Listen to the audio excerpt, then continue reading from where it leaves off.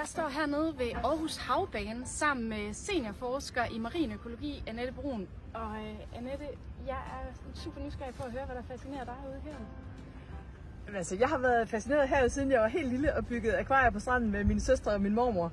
Og det her liv, altså når man stikker hovedet under overfladen, og der er en myriade af liv af former, man ikke kender fra landjorden, og farver og bevægelser, og det har bare altid fascineret mig for vildt. Og det, jeg synes er allermest fascinerende, det er tang, og det er også det, jeg arbejder med i dag. Det her med at dykke ned eller snorkel ned i sådan en tangskov, hvor der er snegle og muslinger og små krabber og alt muligt gemmer sig, alt muligt liv, man ikke regnede med var der.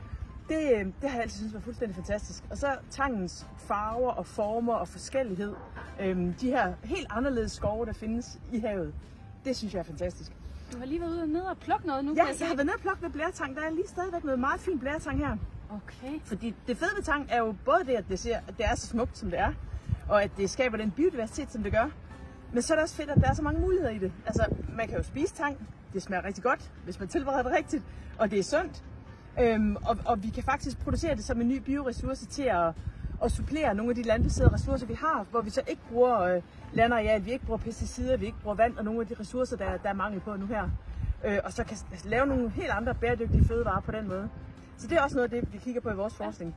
Men det vi primært kigger på, det er, hvordan vi kan passe på de tangskove, vi har, og hvordan vi kan dyrke tang på en bæredygtig måde, sådan så vi kan skabe forbedringer i havmiljøet, og vi også kan skabe nogle forbedringer for klimaet.